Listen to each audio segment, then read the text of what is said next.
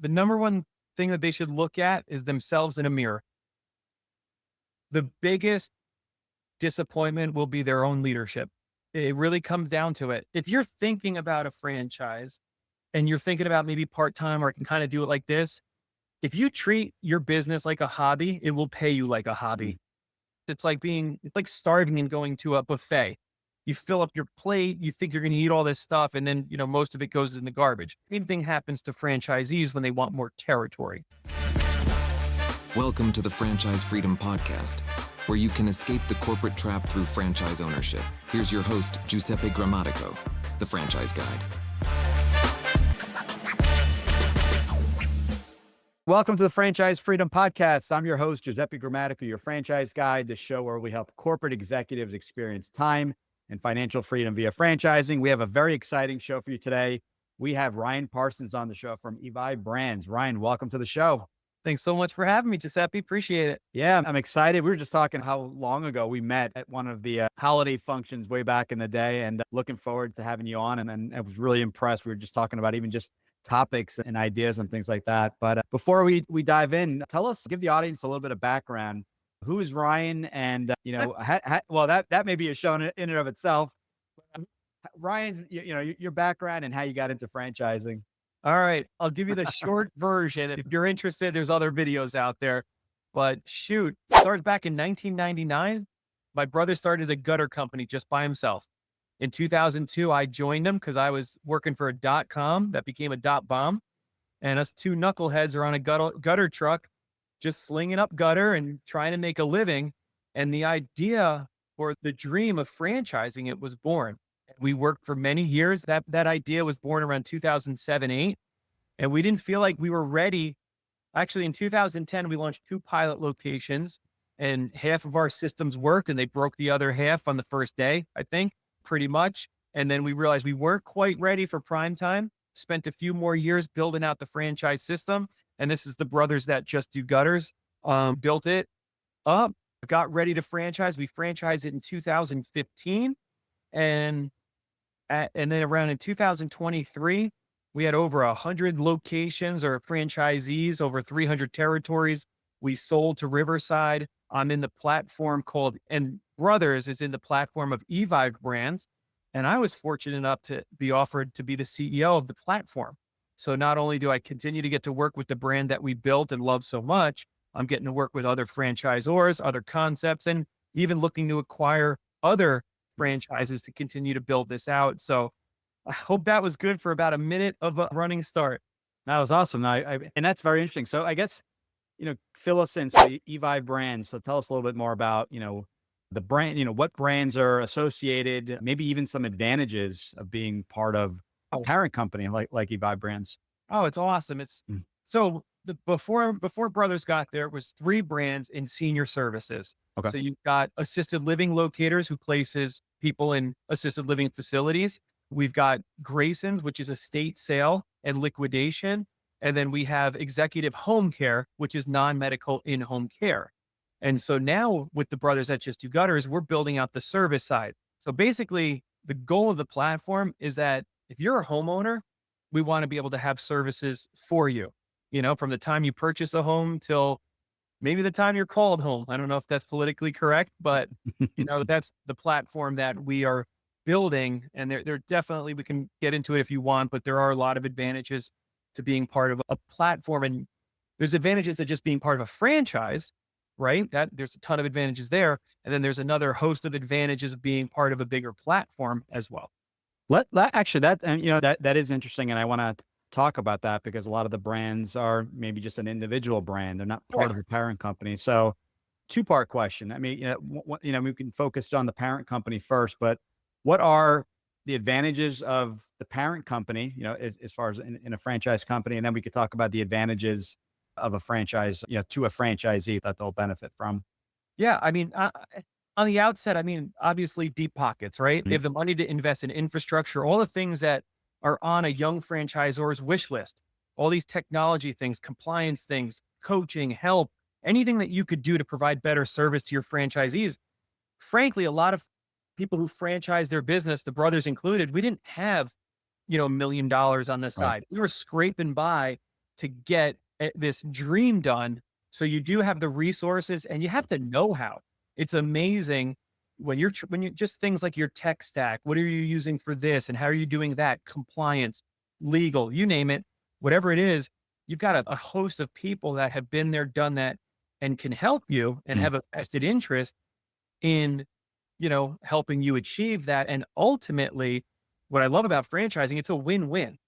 You know, if the franchisee is doing well, Mm. then their revenue's high, and that means royalties are high. Right. Means we can continue to do more. And that's what's like really cool about franchising. It's, you can't really find a partner that's, wants to do something to hurt the franchise. It's only Right. to improve it. I like that. And it's almost like you're building from the franchisee standpoint, kind of an ecosystem, right? You're Oh, in yeah. markets referring, maybe you can leverage certain resources, There certain you go. employees, contractors, marketing. Talk to Correct. us a little bit about that, because that's something that came up in a previous episode, how to leverage the ecosystem and kind of everyone referring to one another. Absolutely. And that's so when my brother and I were thinking it was time to partner up and take this thing to the next level, we were not even interested remotely in anybody other than a platform type of a brand where we would be in a platform with other brands. We didn't want to be part of a private equity that this is the only franchise or gutter company because of exactly that. So at Evive, we have a shared services of marketing. So, the size of the brands vary, but what's so amazing is there's like a team of 11 marketers Right. on the Evive team, plus the subcontractors and the partners we have. Our smallest brand has access to all that knowledge, all that, like, so they're getting like, you know, they would have not been able to afford being on their own to get the kind of attention and access to the type of marketing we're able to do. That's one small example.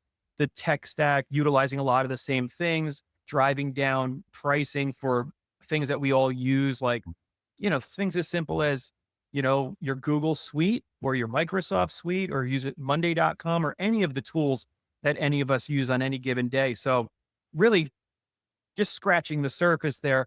And then it gets to the bigger, more fun stuff. How can we cross reference, refer? We've got 3 brands in the portfolio that work so good together. Now you've got franchisees. Imagine having a franchisee in Houston, Right. and then we have all 3 brands in Houston, and now they can refer each other business.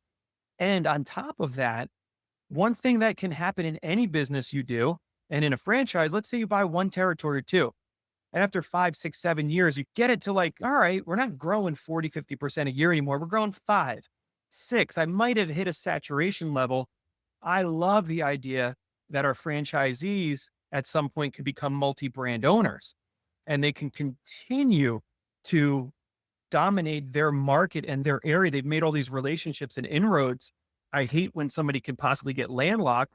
Right. Great, grab another brand that, has a symbiotic relationship. Now you're referring yourself now, and then you can co-market, co-brand, so many cool things on that level. I love that. Yeah, you're right. You're referring to yourself, and your client acquisition really drops, because now you go to the homeowner and saying, now instead of offering these 5 services, we offer 15 services. So you really can upsell just about every customer that you have and create that relationship, and potentially add more brands and just Correct. eventually own the home. So I like that.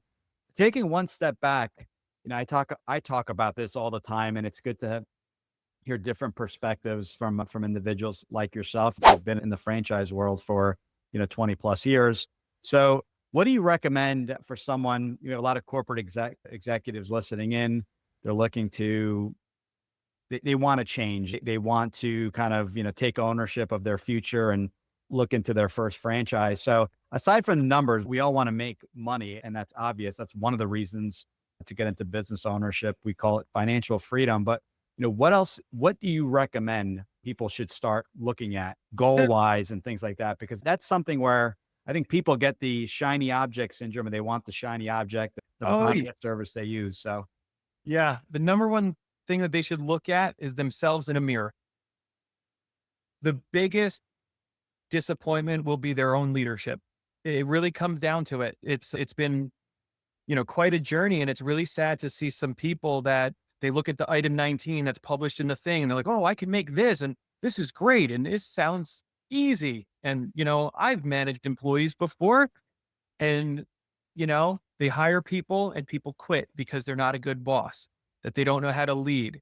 I'd Right. say the number one thing they should be reading and devouring is anything on leadership, anything on running a team. And it's kind of interesting. A lot of people say, oh no, I run a team at work. It's like, okay, did you ever build a team from scratch? It's one thing to kind of walk in as a manager. You got all these white collar employees that, you know, have degrees and, there's a level of, it's different It's than much when you're different. Yep. building something from scratch and you're selling the vision for it. Your first few employees, you don't necessarily have a grant, depending on the franchise you're buying, of course. If it's brick and mortar and you got this, Pizza Hut, I mean, you kept something to walk into. But a lot of it, it's conceptual and you're selling your vision and it's your leadership. You're not offering necessarily out of the gate 401k and Mm. health insurance and all these things that we have in this corporate life. And I think that is the biggest smack in the face for some people that, and they always look at like the people that are doing the best, which you should. I don't like when people Mhm. look at people are doing the worst and they think, well, if they can do it, I'm better than them. Right. I've got the whole corporate thing and all these things I've been doing. Starting your own business, whether a franchise or from scratch, it reminds me of that famous Mike Tyson saying, everyone got a plan till they get punched in the Punch in the face. face. Yep. You will get I punched have a in the shirt that says that. Yeah. And you will get punched in the face and the gut. I don't care what franchise you buy. I don't care how buttoned up or perfect. You will get punched in the face. Yes. In other areas, yes, it's a constant. And you are right. Absolutely. As a franchisee, when I had employees come in, you're always competing. Well, so and so gave me these benefits. And we said we're a small organization. There's so much upside here as the business expands. We talked about phantom equity, getting a percentage of the profits at the end of the day. And some people like that, and it wasn't for others. And that was fine as well. But And you're most 100% people, right. they'll grab on a vision. Yep. When you say, hey, listen, we're going to grow this thing and you can be part of that.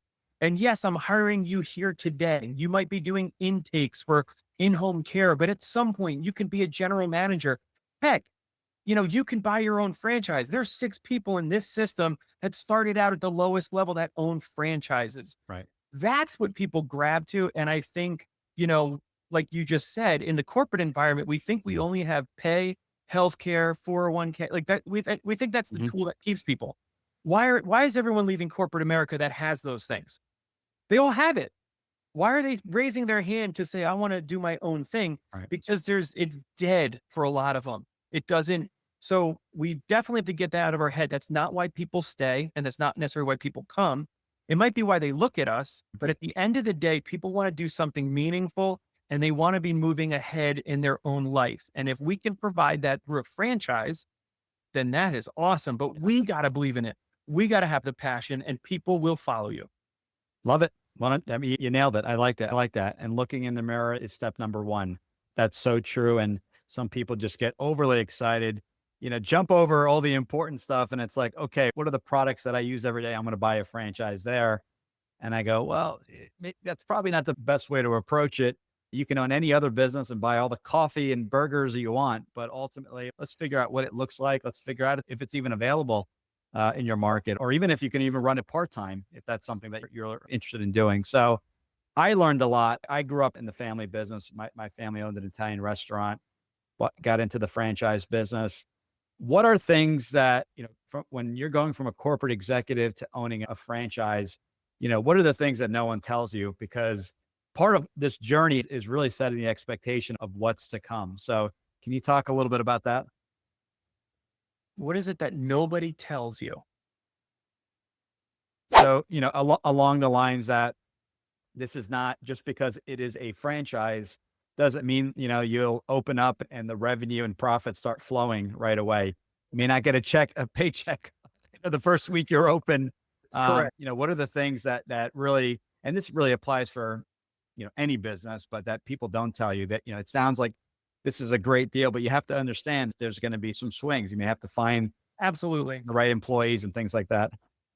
Yeah, I think one of the things that most people don't realize that buy a franchise is that when you look at the item 19 that's published, I can speak for the brands we have, but I believe most brands, they only publish after someone's first full year in business. So you might have started in like February, that year doesn't get published. Then that next year. So the first time you're seeing financials, these are people that are almost at the 2-year mark. And people can get pretty discouraged. They might be in month 3 or 4 and go, what the heck? I thought I'd Right. be making more money. The item 19 said this is like, whoa, like you're looking at people that have made it over that crazy come to Jesus. Like, Mhm.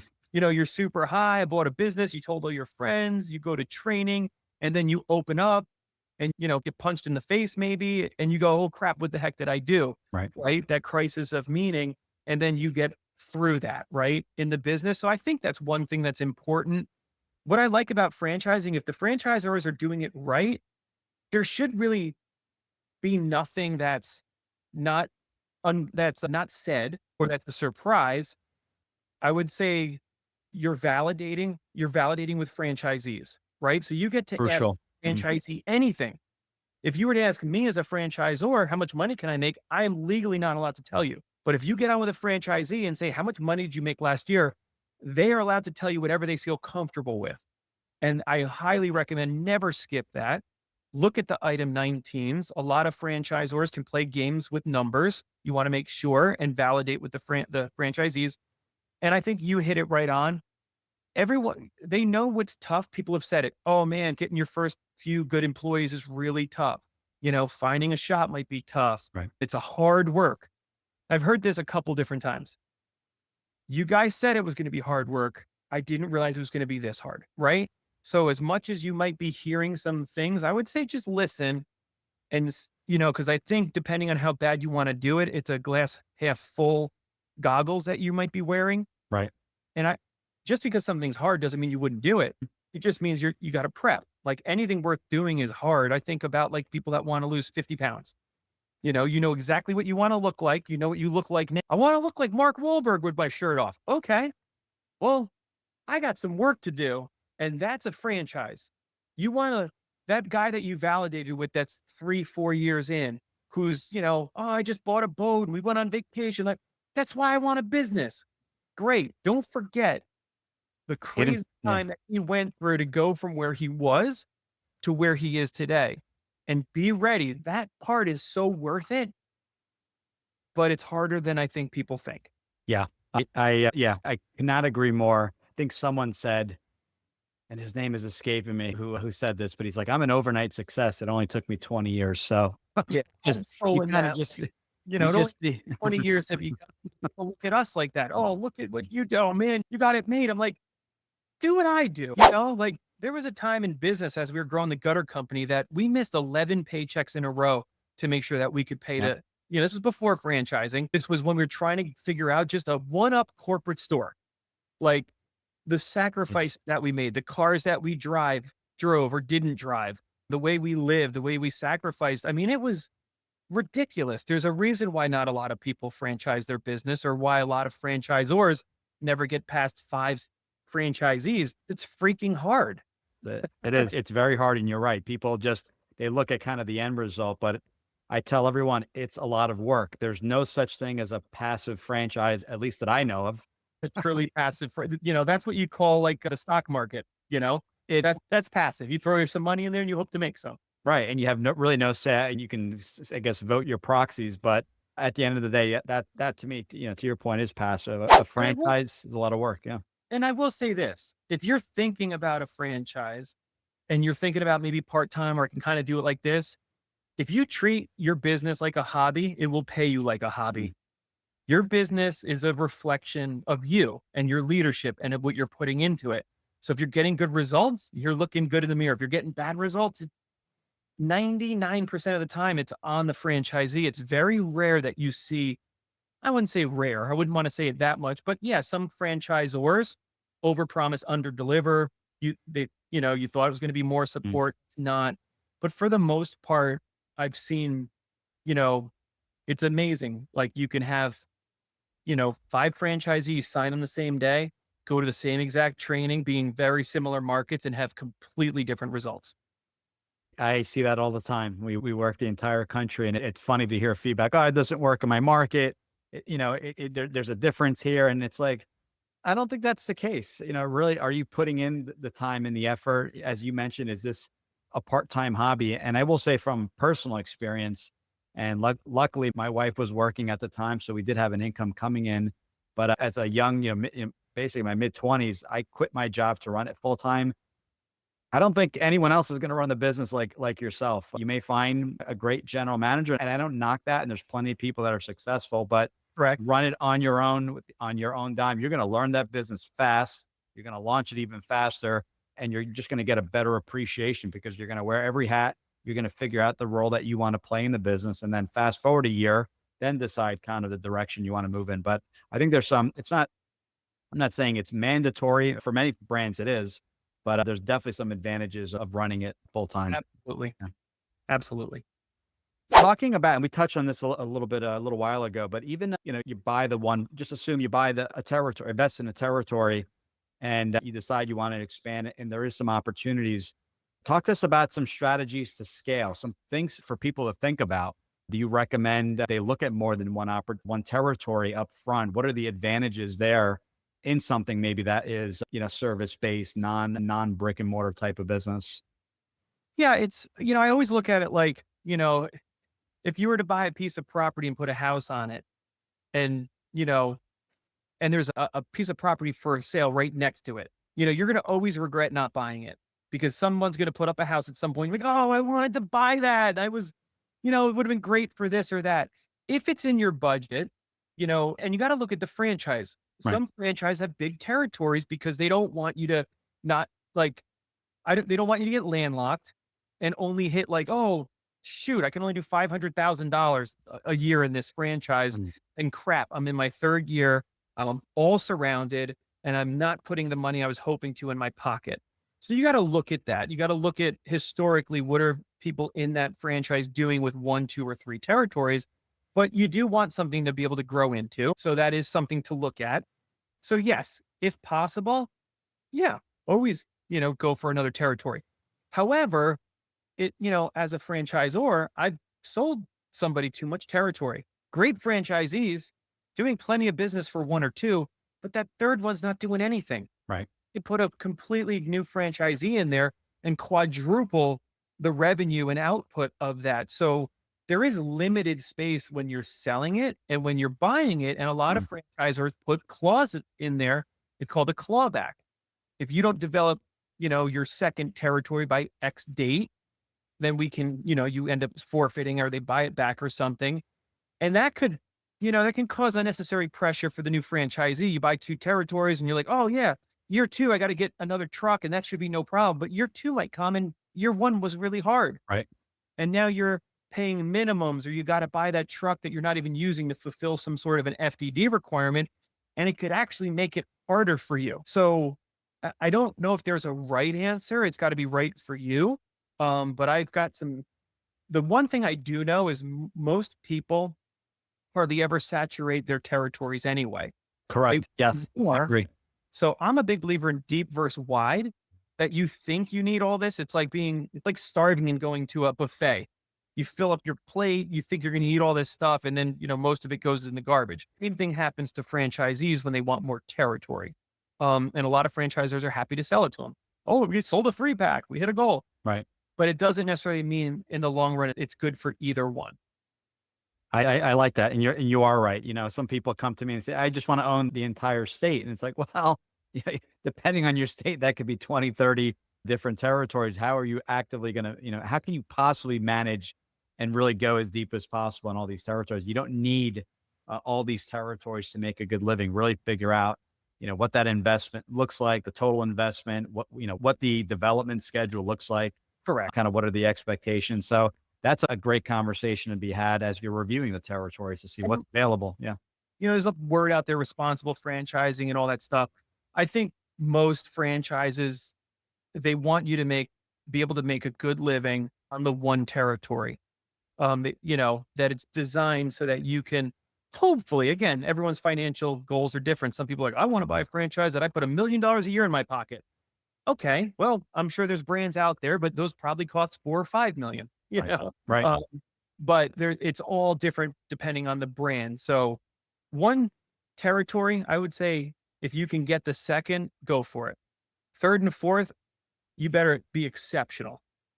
And make sure, and look at the financial requirements. Some franchise will say, you have to double the net worth number, the liquidity number in order to be approved. And that's part of the approval process, getting approved and what that Correct. approval looks like. So yeah, it's definitely a conversation to be had early, kind of figuring out what the next 5 to 10 years look like, but a great conversation to be had and not waiting to the last minute to figure out what, what the strategy looks like. So, And um, most franchisors will not do, and they shouldn't do, like first refusal, the right mhm, of first refusal. Well, hey, let me know if you're going to sell it. It's completely unfair to the fran dev people and the person that went all the way down the line, was ready to buy a like the territory next to you. And then right at the end, you're like, oh no, I'm going to buy it. right. So most franchisors should not be offering that to franchisees unless it's like you're the first 3 or 4 franchisees, then yeah, they Right. could probably say something like that, but I'd be weary of I would never say that. It just gets you in trouble. It's a good point. You don't know what's available then basically if everyone has these right of first refusal. So I agree. What other advice? There's a lot of people listening in. We talked about 3 or 4 weeks ago. There was the IFA president talking about why, three quarters of people out there, so 75% have thought of owning a business before. Of that 75%, that 75% of that 75% basically did not move forward because they didn't know where to start. So we talked about kind of, strategies and things like that. What other advice, what didn't we talk about today that you would offer to someone looking to make that leap, to leave the job? Maybe they're expecting a layoff. Maybe they're just not happy. They want to get out of the W-2. What advice would you give to that person, looking to make the leap? Have a really strong why. Mm. I mean, at the end of it, because you're going to need grit to get through starting a business, whether you start your own, you buy a franchise, your why has to be bigger than the pain and the difficulty, right? So if it's, I want a legacy for my kids, I want to make a better impact in the community.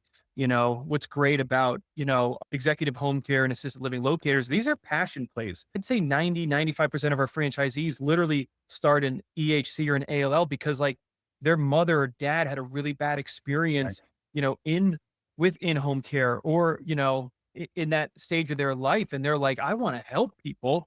And how cool that this business can help me do that. Right. And so at the end of it, a lot of people want to get out of corporate America, but corporate America can start looking pretty good again when, you had a steady paycheck, you had healthcare, you had a 401k, but there was something missing. And I think Mhm. for a lot of people, like they want to be able to control their destiny.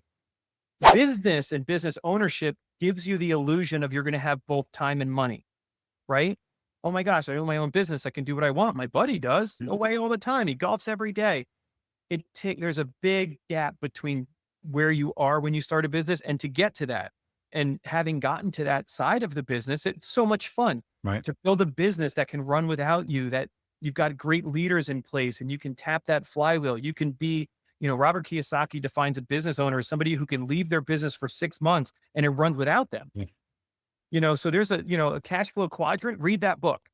That's a highly recommended book by Robert Kiyosaki. It talks about the difference between there's 4 quadrants we find ourselves in, either an employee, self-employed, business owner, or investor. Any of us, if you're listening, you're an employee, any one of you by tomorrow can be self-employed. You can just wake up in the morning, quit your Mhm. job, and say, I'm going to walk dogs and go knock on doors, and you are now self-employed, right? And now to go from self-employed, where you're doing and running all the system, to business owner, where you've built something that can run without you, that's a big difference. And then investor, now you're investing in businesses and Right. things that you're not part of. So I would highly recommend that book. I think it's a really good place to start if you're thinking about this journey. It really helps you understand what part of the quadrant you want to be on and what are you willing to do to get there. Right. And that's, you nailed it. That's the piece, right? This is not an overnight thing. It's going to take years. You got to build. Nothing is ever perfect. Nothing is, they talk about a straight line. You start here, you end up there. Well, it's kind of a squiggly line. There's some setbacks. There's some people that leave. There's customers that cancel, but ultimately if you stick with it, but I think that's the missing piece. I feel like, and I don't know if it's this day and age, if I should say that, if that's appropriate, but it's the quick, I start the business and all of a sudden I'm doing the 6 months away and the business is on autopilot. Maybe that exists rarely, but I have not Literally. figured that out. I've only met like one or two people in my life that just like, it just came to them. Right. They didn't even read a lot of books. They didn't have mentors. They just figured out business. They were exceptional. But for everyone else, it was a longer journey. And that's what I love about franchising. It took my brother and it took us like 10 years to hit $1 million in revenue. The average franchisee in Brothers Gutters, is hitting that. I don't want to make any kind of earnings claims, but very quickly can hit that type of revenue. So you're leveraging somebody who's done it forever. And now you're getting those results faster. It doesn't necessarily, I feel like it's not as painful as long. There's still pain. Sure. Absolutely. Yeah. Any business, franchise or not, you got to put the time in, you got to put the reps. Right. So I always like to end these shows. The show is awesome, by the way. Fun fact. You left a fun fact. It was family related. I'll give you a clue. I don't know if you remember. Is it the one that I have 6 kids? Yeah. 6 kids. Oh man, that's a house full. Wow. From 1.5 to 15. Oh, It's wow. quite the active household. So you got, all right. So the 15-year-olds could watch the 1.5-year-olds. So, right. So Yes. Yes. They all pitch in and help. And I'm very amazed that not one of them had barged in today. yeah, I was looking forward to that. We set you up. So that's awesome. No, I appreciate that. Now, this is great. I think, these are the conversations to be had. These are the conversations sometimes aren't talked about, right? You get so excited, you kind of start ignoring certain things. You really have to have the right mindset going into it. And my personal recommendation, and this will save a lot of marriages, is that whatever you do, involve your spouse, whoever in the household should be involved. My kids were, actually, my son wasn't even born. We found out my wife was pregnant a few days after launching my first business. But yeah, I hear people saying, well, I have teenage kids. Let them know what's going on, because that first year in business, depending how you're running it, if it's part-time or even full-time, there's going to be maybe tightening of the wallet, maybe no vacation that first year, or you're going to be working around the clock to launch it. But the reason, going back to what you said earlier, is that why I'm doing it too.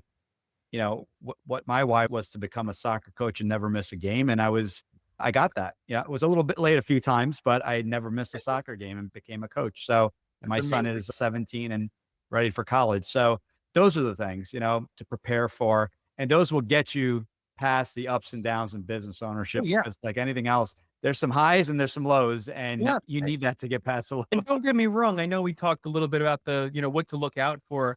It's the most rewarding thing you will ever do is to grow a business, have it running and successful, and create opportunity for other humans to strive and hit their dreams through what you're doing.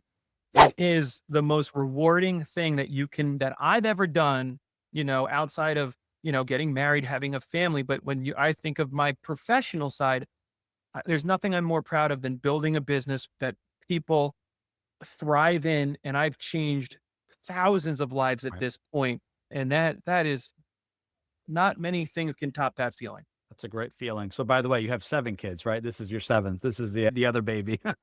Absolutely. That's awesome. Listen, Ryan, I really appreciate it. This was fun.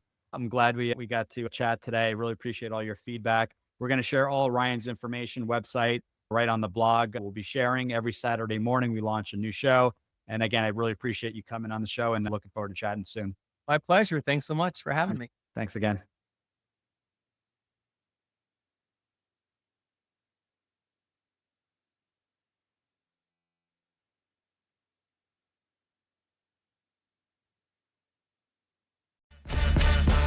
Thanks for tuning in. If you want to learn how to make the transition from corporate to owning your franchise, join Giuseppe on the next episode. You can also follow on all social media platforms and achieve financial and time freedom today.